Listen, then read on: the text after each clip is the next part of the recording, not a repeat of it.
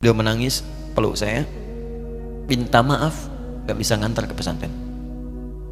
Saya belum mengerti apapun saat itu. Saya bertekad insya Allah saya belajar dengan sungguh-sungguh.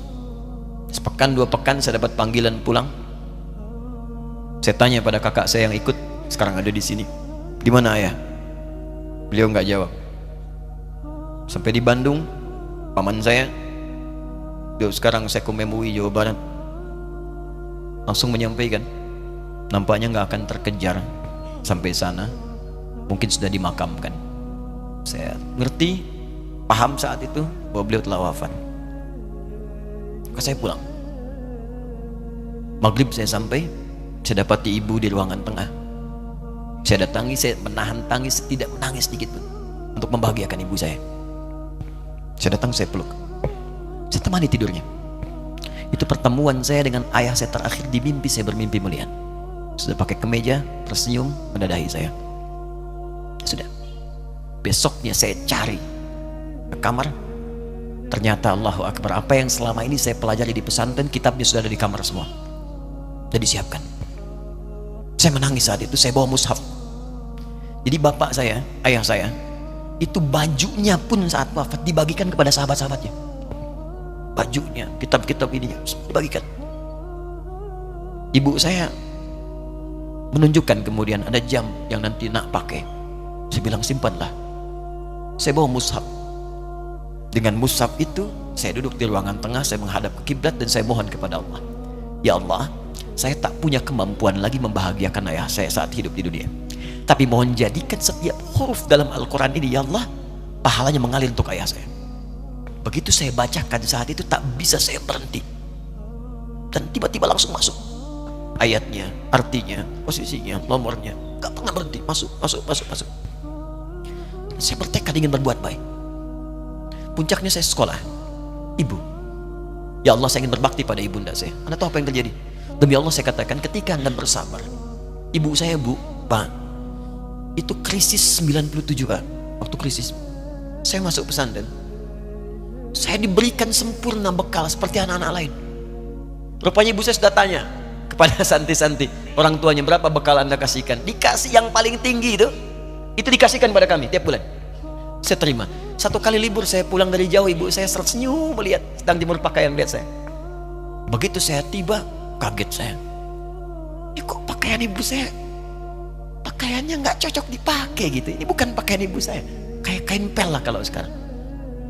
Saya masuk ke rumah, saya kejar, saya buka pakaiannya, lemarinya, saya nggak temukan sedikit pun. Saya kejar kakak saya, dia sudah siapkan makan. Kak perempuan kami yang kedua, mana pakaian ibu saya? Perhatikan jawabannya. Dia menangis saat itu. Dia bilang, mama itu telah menjual semua perhiasan dan pakaiannya untuk pendidikan kamu. Jual.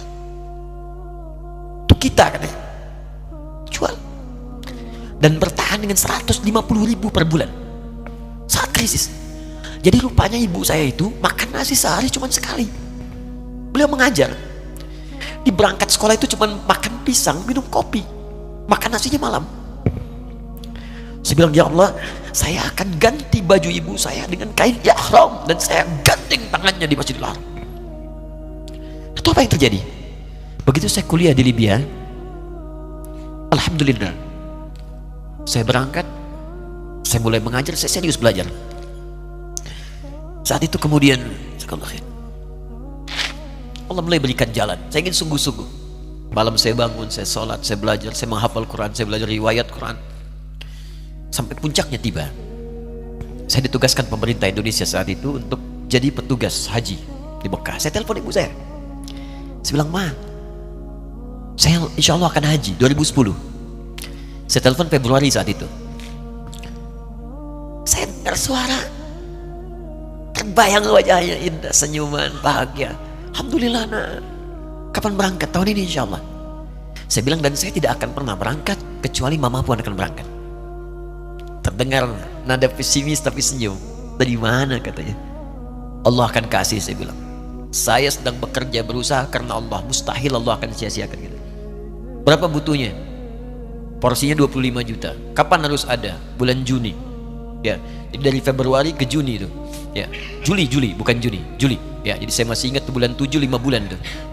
Saya ibu, Pak, nabung saya. Saya beli tabungan, saya niatkan untuk ibu saya haji. Bulan Juli masih setor 25 juta. Jadi semua tabungan masukin situ. Ada yang ngajar ngasih, masukin situ. Masukin semua. Tepat sepekan sebelum itu kemudian didaftarkan, saya buka tabungan. Allahu Akbar, karunia Allah luar biasa. Tadi butuh berapa? 25 juta. Begitu dibuka, Masya Allah, 1 juta. Karena beasiswa nggak banyak, 1 juta.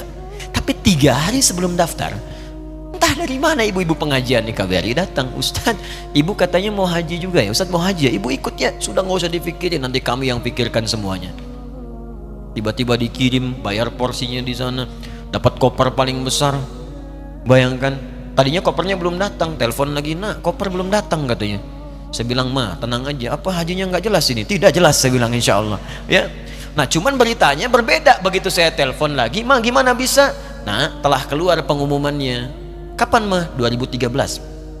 Loh kan saya haji 2010, nggak bisa, harus 2010. Lihat kalimat ibunda saya. Nah, jangan pernah mengambil hak orang lain. Allah kasih 2013, alhamdulillah.